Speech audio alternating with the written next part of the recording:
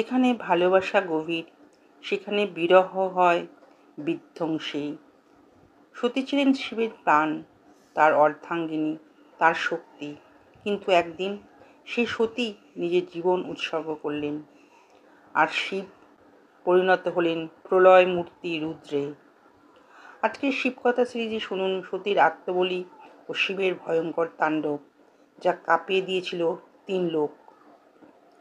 দক্ষ প্রজাপতি ছিলেন দেবী সতীর পিতা, কিন্তু তিনি কখনো মেনে নিতে পারেননি যে সতী বিবাহ করেছেন এক ভিক্ষুক সন্ন্যাসী, অর্ধনগ্ন শ্মশানে ঘুরে বেড়ানো এক যোগী, ভগবান শিব।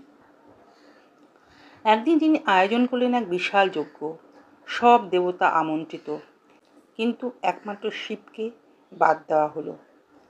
দেবী সতী পিতার অবজ্ঞা সহ্য করতে না পেরে চলে গেলেন যজ্ঞস্থলে। সবার সামনে কটুবাক্য শুনলেন নিজের স্বামীর বিরুদ্ধে, এবং সেই লজ্জা ও ব্যথায় অগ্নিতে আত্মবলি দিলেন।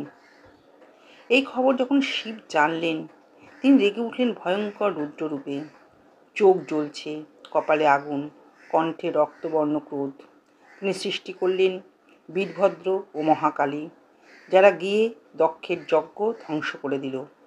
দক্ষের মাথা কেটে তার অহংকার চূর্ণ করে দিলেন। এরপর শিব নিজে সতীর দেহ কাঁধে করে তাণ্ডব শুরু করলেন।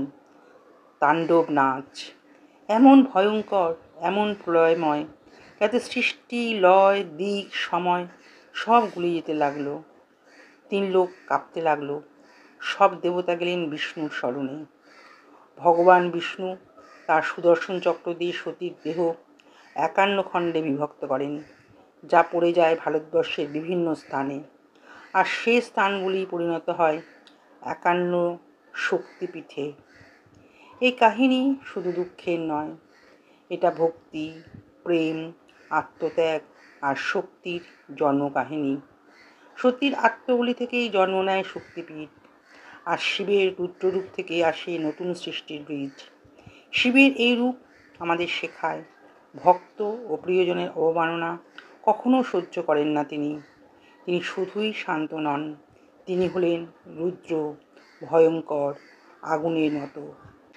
এই অলৌকিক কাহিনী যদি আপনাদের ভাবায়, আর এই ভিডিওটি শেয়ার করুন সবাইকে, যাতে তারা জানে ভক্তি ও প্রেমের মূল্য কত গভীর।